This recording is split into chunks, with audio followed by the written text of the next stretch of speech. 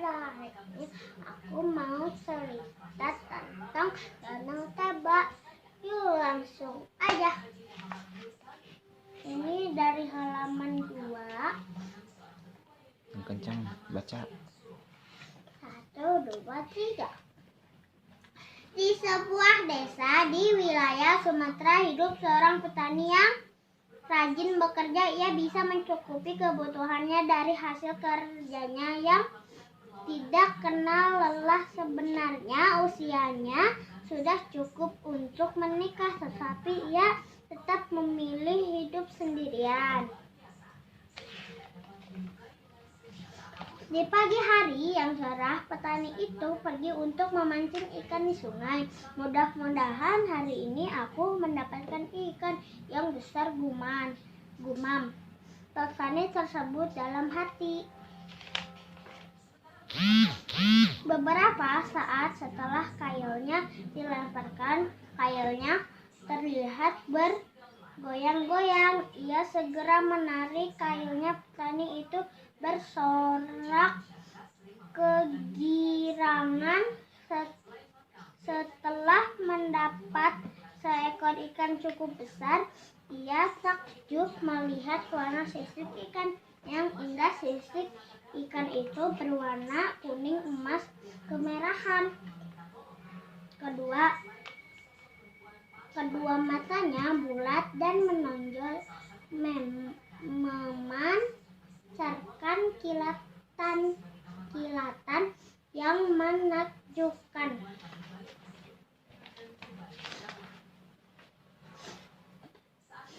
Ikan itu kemudian ia bawa pulang dan dimasukkan ke dalam wadah.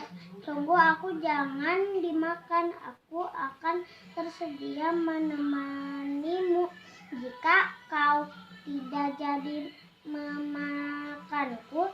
Petani tersebut terkejut mendengar suara dari ikan itu. Karena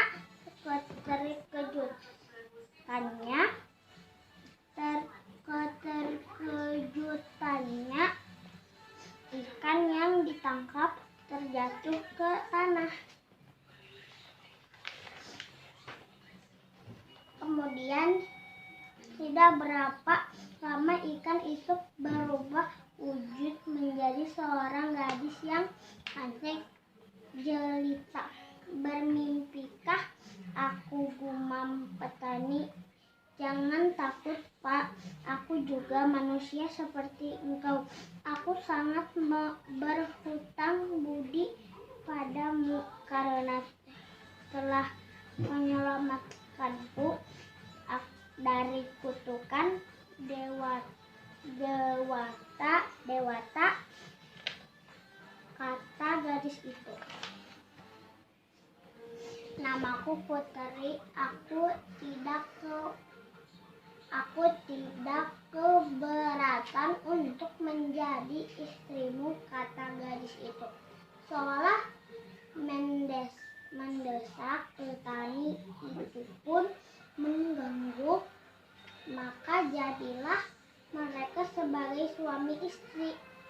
Namun ada satu janji yang telah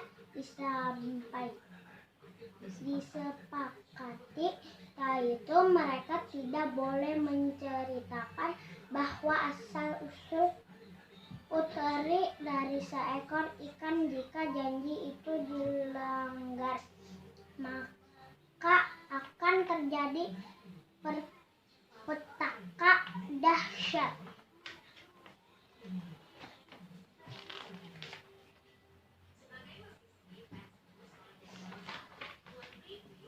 Mereka berdua hidup tentram dan bahagia.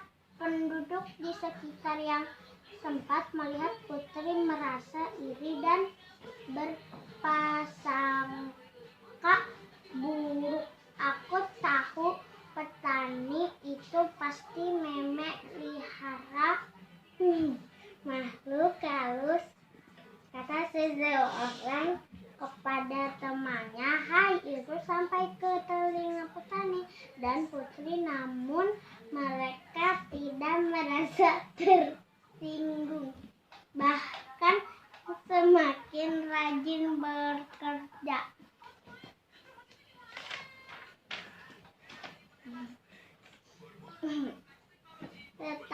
tahun kemudian istri petani melahirkan seorang bayi laki-laki yang diberi nama Putera. Ia tumbuh menjadi anak manis, tetapi sayangnya agak nakal. Ia mempunyai satu kebiasaan, yang selalu merasa lapar. Makanan yang seharusnya dimakan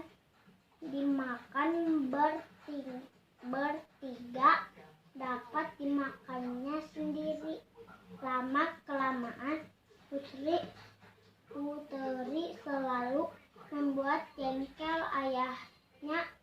Istri petani selalu mengingatkan agar selalu bersabar atas ulah anak mereka.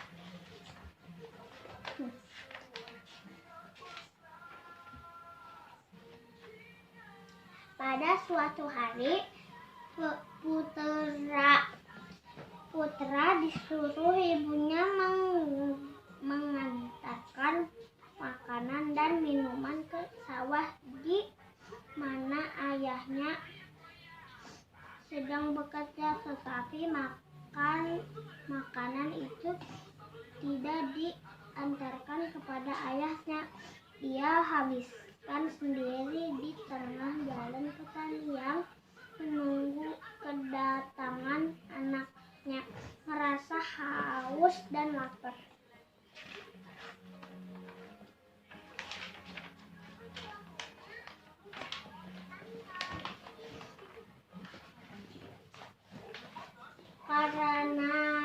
Karena sudah tidak bisa menahan lapar lagi, akhirnya petani itu pulang ke rumah. Dalam perjalanan petani itu bermain, petani menjadi marah sambil menjewer kuping anaknya. Anak tidak tahu diuntung tak tahu diri, dasar anak ikan umpat. Si petani tanpa sadar telah mengucapkan kata pantangan itu.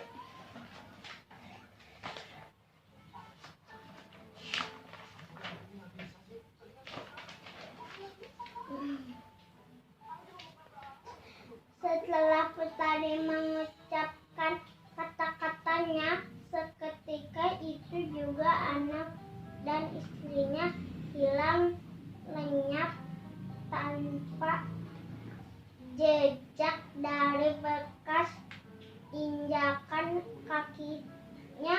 Tiba-tiba menyuburlah air yang sangat deras, dan semakin deras desa petani dan desa sekitarnya terendam hingga membentuk sebuah danau dan akhirnya dikenal dengan nama Danau Toba. Sedangkan pulau kecil di tengahnya dikenal dengan nama Pulau Saw.